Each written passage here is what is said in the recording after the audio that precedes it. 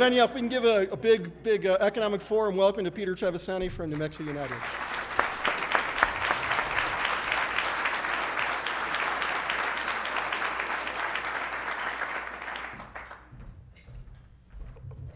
Awesome, great. Thank you very much. Great to be here. This just gets me really excited for our season. It's coming up in a couple weeks, and just so jazzed to be here. Before I get started, I just did want to make a couple introductions. On there it says owner and CEO, but I'm not the only owner of New Mexico United. There's a group of individuals that really share something in common. All the owners of our team were either born and raised in New Mexico, or they don't live here, right? They live here now, and they've made it their home. And it's really important. Without that group of owners, there would be no New Mexico United. And in addition to myself, we have a couple here today, Ben Spencer and Jason Harrington.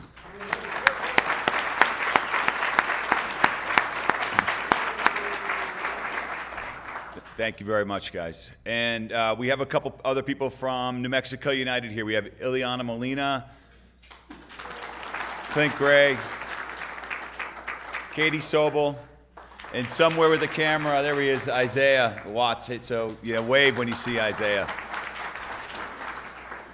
I just wanted to have some comments here today, and then leave time for any questions. And there's so much going on. We're in the throes of a season. Oftentimes, it's hard to kind of put together coherent thoughts. But today, I really wanted to talk about the economics of hope. That thought that there are limitations to purely economic considerations when thinking about economic growth or when thinking about a project.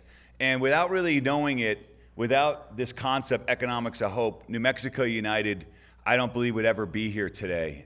Because, as was just mentioned, I have a background in finance. I spent a lot of time with that, a lot of time with spreadsheets. And when a few years ago, when we were thinking about putting this team together, I have to be honest that the data we were looking at just didn't look great, right? We don't have one big company here that could just put this team on a back, a Fortune 100 company that can just say, hey, we're going to do it for the community. The core demographics of team, millennials, the young professionals, were leaving as much as they were staying. There's a graveyard of other professional teams that have come before us that didn't make it for one reason or the other.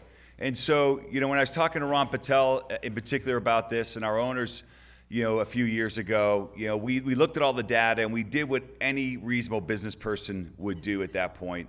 We decided to ignore the data and just talk ourselves into it. Yeah.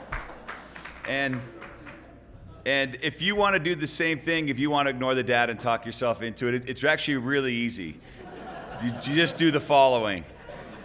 You ignore all the reasons to say no, and you focus on all the reasons to say yes. And so while we don't have one corporation to put on our backs, we have hundreds, thousands of great corporations, many that the people in this room have started, that work for, that inspire, that can come together and say yes. We don't need to worry about every single young millennial that has left New Mexico. We need to focus on the ones that have stayed and the ones that want to stay. And so we want to focus, yeah.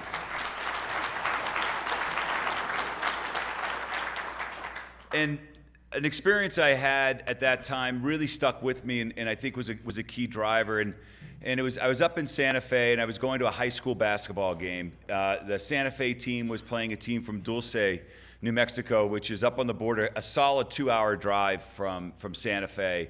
And it was a Saturday night. And I drove the 5 or 6 minutes to the game because it was right down the street. And I walked into the gym that day, and it was packed. There was not a seat. People were standing all around the court. I'd never seen it like that. And when I looked around the court, I saw about 20% of the people there were from Santa Fe, and about 80% were from Dulce. Hundreds of people. It couldn't have just been the parents of the kids on the team. And it just struck me, if people will come 2 hours to drive down to see an hour basketball game and then drive back, then that means that as long as it's important enough, they'll come. And they'll come from all over, and we have to make it feel important enough. And so that's why when we started to think about the team, we started to really get into the why. Why are we doing this in the first place? And how do we make it important enough that people will want to drive 2, 3, 4 hours to come together? And when you look at the mission of New Mexico United, to create positive outcomes for people by bringing our community together in ways it's never been brought together before. We never say soccer in that statement. Soccer is just a vehicle. It's just one of the ways that we're going to bring our community together. And when you bring a community together, and it feels important, they'll come from all over. And so when we put those yeses together, we decided to march forward. When you think about it, a year ago, this time, today, last year, we hadn't played a single game, okay? If you zoom out a little bit, a lot's happened since then. Paul still had a scarf a year ago, even though we hadn't played a game, so thank you. But we hadn't played a game, but since then, so many great things have happened because people have said yes and they've come together. We've led the league in attendance. And that just isn't just the best in the USL. That's better than the Chicago Fire in the MLS. That's better than the Florida Marlins in Major League Baseball. That's better than the New York Islanders in hockey. So we're representing ourselves in an amazing way. We had a great season. We clinched a playoff spot. We showed that we can compete and we can win even in our first season.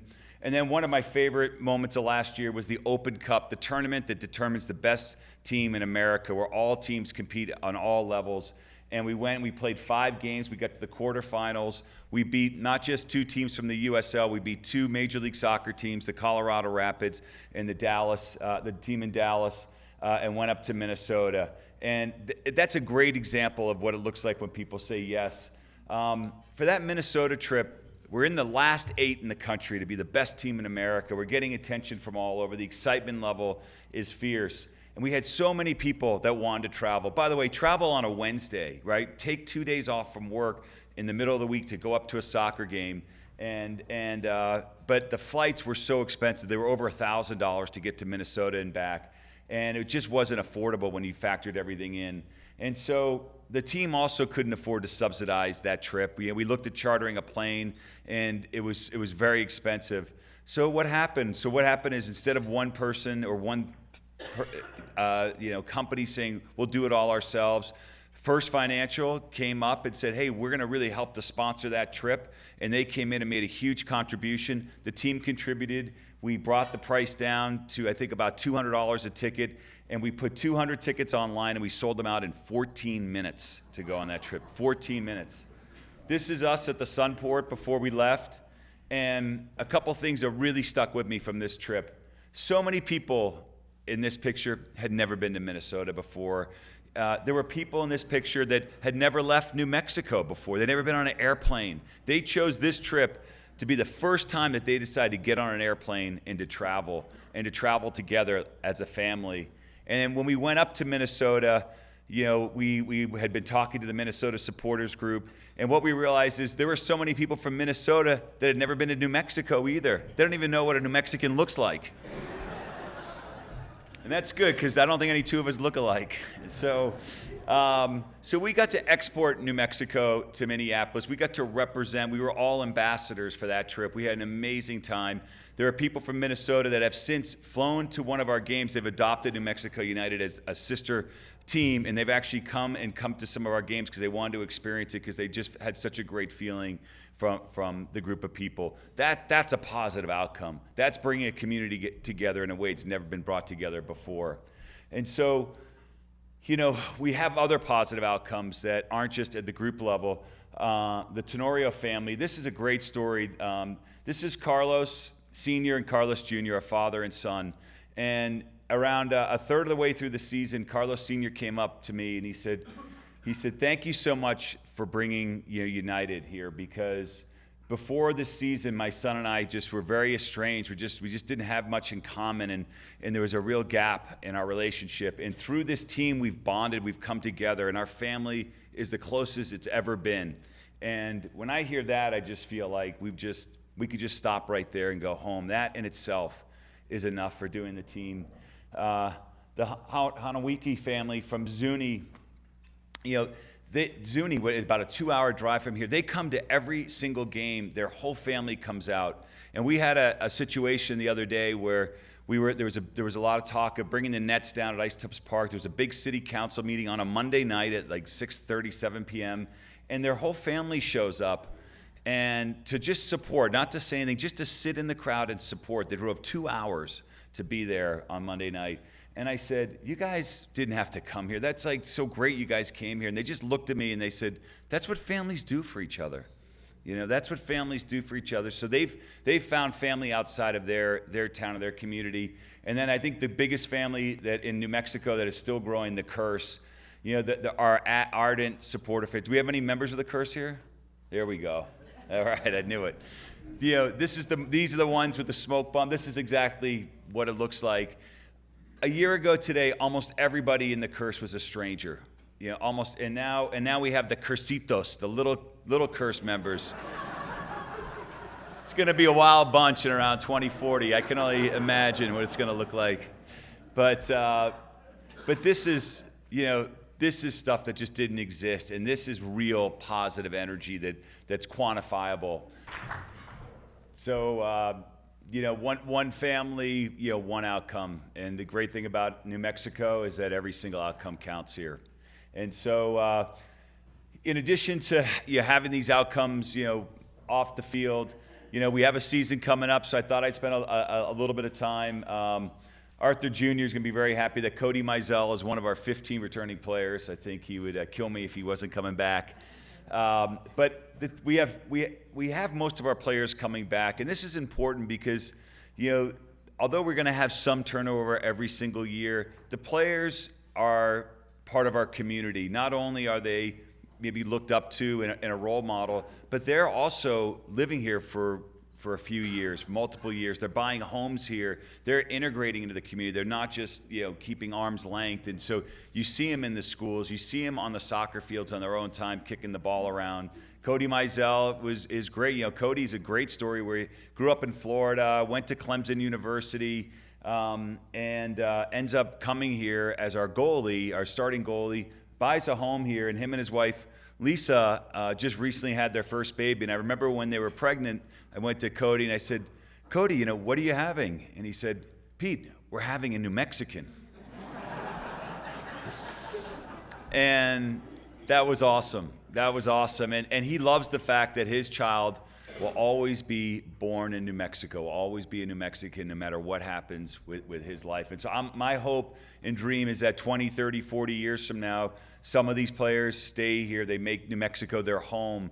They become coaches and teachers and members of our community in one regard or the other. And we're passing this along generationally. We have some new players coming as well, and they're coming from all over. But you know, one of the important things is that if you go to the next slide, our players come from all over the world. This isn't just a club from the United States. So we've got players from England, from Afghanistan, from Germany, from Japan, from Jamaica, Ghana, and France. And so we're getting some of the best players from all over the world. And what I love about that is when you look at who else we also have players from New Mexico that were born and raised here. Some of our best players, Devin Sandoval, our MVP, born and raised in Albuquerque. Our captain, Josh Suggs from Las Cruces, New Mexico, with his son Sage, who now gets to grow up with the professional soccer team, something Josh didn't have, and Justin Smith from Volcano Vista. So New Mexicans aren't just on this team, they're thriving on this team and really leading this team. And so the other important thing and I'll just sort of wrap up on this topic that's come up is the stadium. And, you know, there's obviously, we're working to get a stadium and recently received some great support from the state with $4.1 million to start the project. So we're super excited about that. So I thought that in addition to the video surprise, I'd share another surprise. And for the first time, we're going to show you exactly where the stadium is going to go and exactly what it's going to look like. And here it is.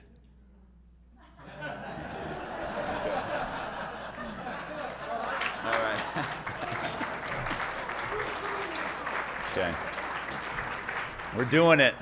No, we're not going to be importing the Roman Colosseum, but it could look something like this, right? It could be something that really represents New Mexico. And Bruce, I think you actually designed that one. So that was Bruce's design. Bruce Farmer, phenomenal job on that.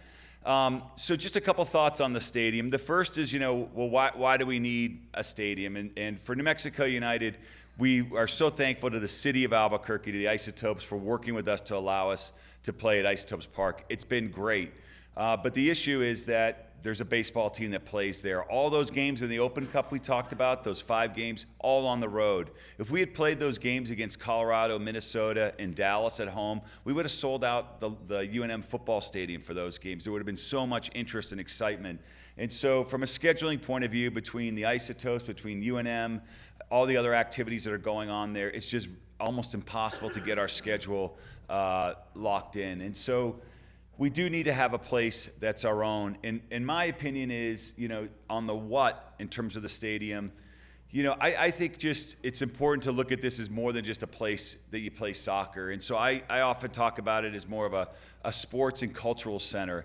Where can we put something that isn't just a place that you come and play soccer 20 days a year? Why are there locks on these stadiums? These stadiums, in my opinion, should be like public spaces, open spaces that are open all day, so that they have restaurants and coffee shops that are part of them that are open every single day. We have mall walkers. Why can't we have people come into the stadium to walk around and use the stadium instead? Maybe we could have this meeting in a space that's inside the stadium, and to really capture that, I feel like, and to really have it have the biggest impact, it needs to be in a location that can really reinvigorate the community that it's around. Be a sign of the vitality of Albuquerque, shine a light, a positive light on New Mexico. And so while we don't know where that's going to be and we're going to go down that search, I really think when we think bigger, when we think about a place that, yes, you play soccer and music, but if we have a cultural aspect, maybe Meow Wolf helps inspire 300 artists to come from all over our state to create murals and secret passageways where you can zip line to your Tree Fort suite, right? We can do that. We can make it our own. That will be the Harrington and Spencer suite, by the way. So if you want a zip line. The food, why are we getting food from outside New Mexico? We have the best farms and ranches in this country. 100% of the food should come from right here. We should be celebrating ourselves and supporting ourselves.